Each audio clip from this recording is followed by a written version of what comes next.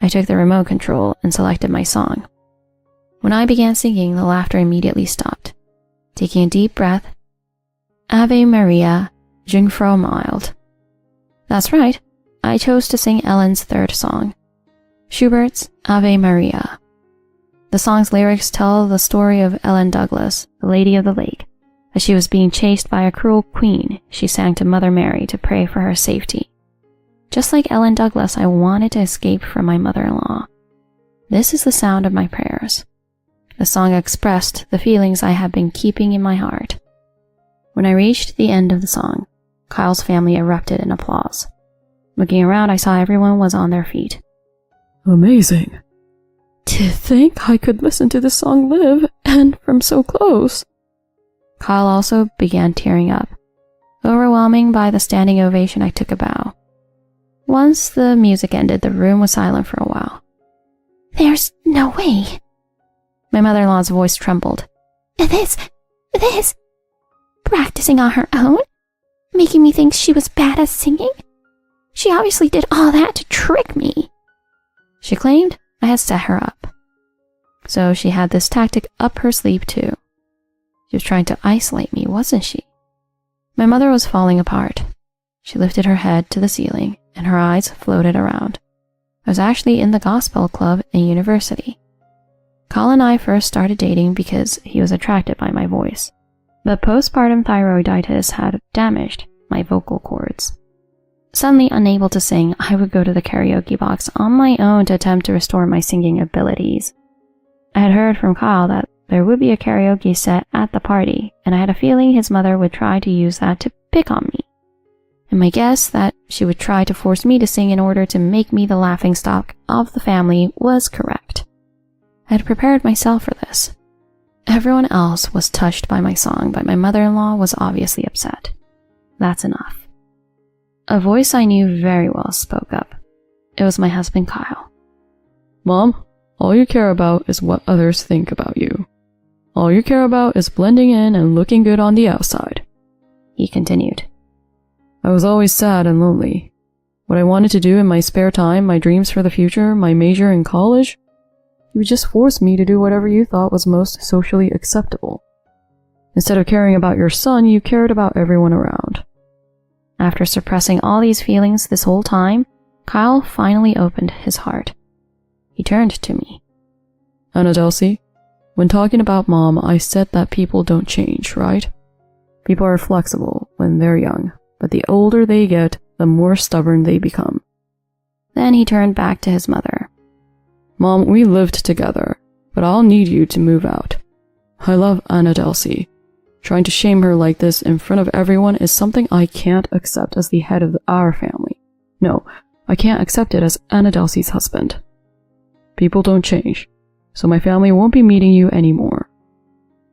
Kyle's mother opened and closed her mouth as if to say something, but no words came out. In order to not make the entire party awkward, I was ready. I felt like I was back to being the old me. Gospel is the song of the soul. Does anyone have a song they want to listen to? Or a song they want to sing? Let's all sing together.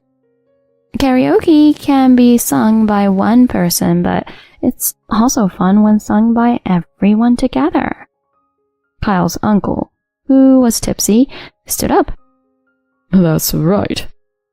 Let's lift our spirits by singing Beethoven's Ninth Symphony, Ode to Joy. Kyle's uncle's singing was ridiculously out of pitch, but he seemed to enjoy himself.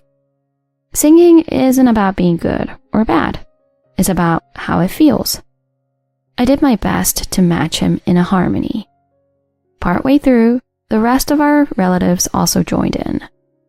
Luna grabbed my hand and spoke softly. Mom, I want to be able to play this song on piano one day. I squeezed her hand back. My sister-in-law also came up to me later. You have a beautiful voice. I smiled in reply. I believe singing is great both when done on your own as well as when done with everyone. While the rest of us celebrated the new year with a bright collection of songs, my mother-in-law slumped in the back gloomily. 1 week later, Kyle found a one-room rental. He made his mother move in there to reflect on her actions. You should be able to afford this place with your savings. From now on, you will be living a life that I guess will make you ashamed to face society. What kind of life do you have to live to be able to face society anyways? Though it's a bit ironic, Kyle's mother was isolated. Kyle's uncle said that for next year's family New Year's party, we'll rent a place with a piano so Luna can play for us. Sing for us again next year. Ode to Joy was really fun. In the second half, everyone joined in, but in the beginning, you and I were able to have our own duet. Kyle's mother doesn't seem to regret what she'd done, even though she's stuck living on her own now, so we don't plan on inviting her to the party next year. She's been isolated by not just us, but by her entire family as well.